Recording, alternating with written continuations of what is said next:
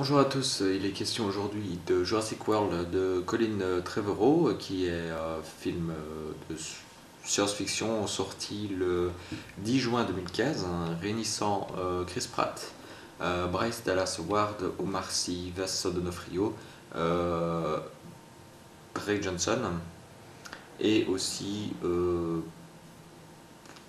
pense que c'est tout pour le casting principal.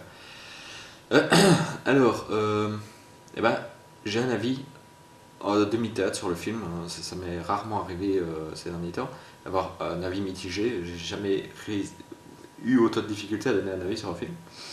Mais on va commencer par le commencement avec l'histoire. Alors l'histoire, en fait, ça prend place 20 ans après le premier épisode, après Jurassic Park, sorti en 1993. Il n'a aucun rapport avec Le Monde Perdu et Jurassic Park 3, sortis respectivement en 1997 et 2001.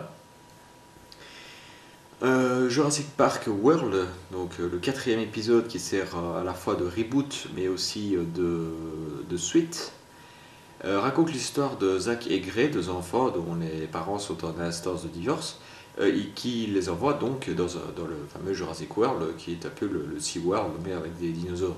En fait,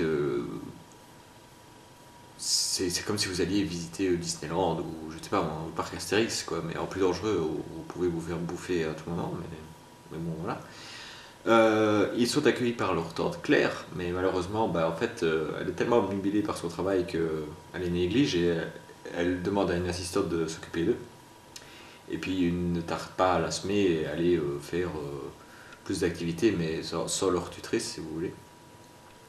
Entre-temps, on découvre un autre personnage important de l'histoire, qui est Owen Grady, qui est joué par Chris Pratt, j'en reparlerai juste après, qui est en fait un gardien du zoo, enfin du parc, qui a une relation toute particulière avec les dinosaures. Et le truc qui est vraiment cool, c'est que il a de la prestance avec les animaux et que il se dit que comme il a vraiment une relation toute particulière avec. C'est ça qui est bien. Alors,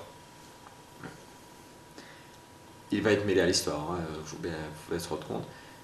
Donc on revient à la tante Claire, elle travaille dans la salle de contrôle du parc, elle gère tout de là. Et le vrai patron du parc est Simon Asrani, qui est un des trois collaborateurs de feu John Hammond. Et l'acteur est aussi décédé en août dernier.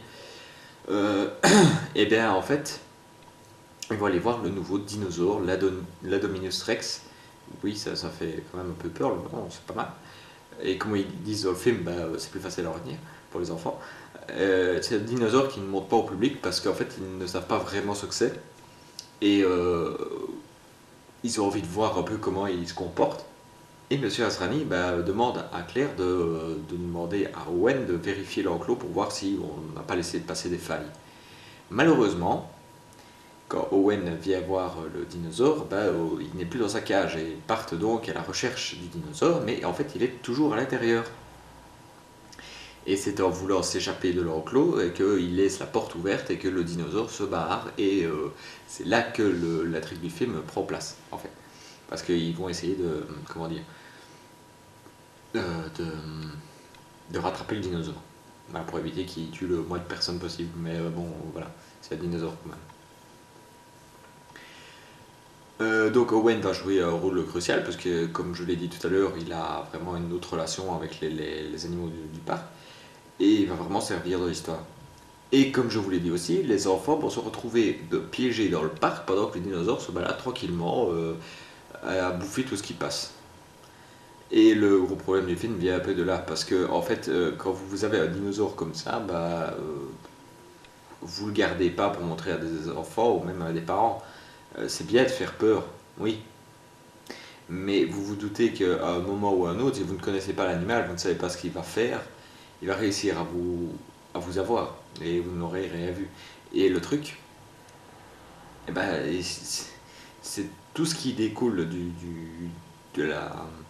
l'échappatoire du dinosaure qui va devenir un peu le gros point noir du film, c'est-à-dire le scénario à partir de là. Je vous ai dit, les enfants qui sont perdus dans le parc, Owen qui est un peu bourru et qui tombe amoureux de Claire, qui n'a pas de sentiment pour lui, le dinosaure qui... Oui, ça aussi, Un autre truc, c'est la scène où ils envoient 6 mecs essayer d'endormir le dinosaure avec des espèces de lances électriques. Moi, je veux bien l'admettre, d'accord, ils vont pas le blesser parce qu'il coûte cher. Il coûte 6 millions de dollars, je crois qu'ils ont dit dans le film, mais je suis pas sûr. Mais, s'il vous plaît, ça n'a aucun sens de faire ça. Utiliser des lances électriques sur un dinosaure qui a une espèce de peau hyper dure, c'est comme si vous essayiez de tuer un éléphant avec des fléchettes, quoi. C'est vraiment le même principe, hein. Moi, je suis désolé, mais moi, ça me fait vraiment penser à ça, hein, perso.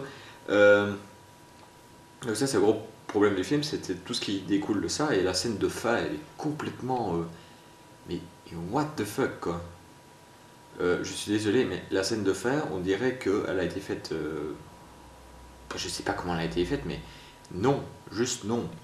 Je veux bien qu'il y a une autodérision dans le film, hein, parce qu'il y a beaucoup d'humour, hein, ça j'ai oublié de vous le dire, mais le film, il y a vraiment beaucoup d'humour. Il y a beaucoup de scènes drôles, hein. Il y a des scènes qui m'ont fait hurler de rire par contre. Certaines, à mon avis, c'était pas voulu, mais c'était tellement illogique que moi ça m'a fait même rire. Mais je vous dis, la scène de fin, elle a été écrite vraiment à l'arrache, ou je ne sais pas, ils étaient fatigués, ou...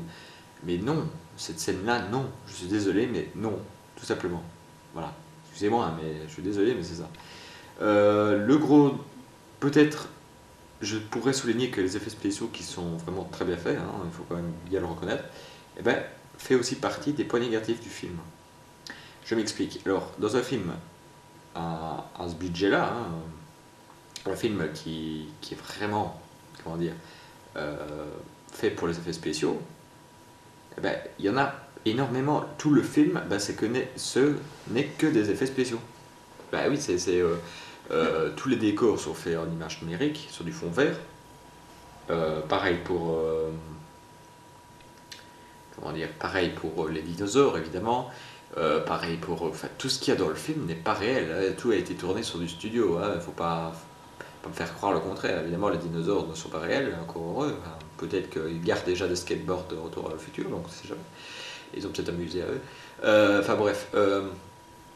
Mais pour moi, trop d'effets spéciaux tue l'effet spéciaux. Alors, pourquoi? Parce que en fait, j'ai vu un film récemment qui s'appelle euh, Oz, le monde fantastique d'Oz avec James Franco, qui est sorti en 2012. Et ben, le film était entièrement fait avec de l'image numérique et fait uniquement en effet spécial. C'est con à dire, mais le film était tellement bouffé par les effets spéciaux qu'on ne voyait plus que ça.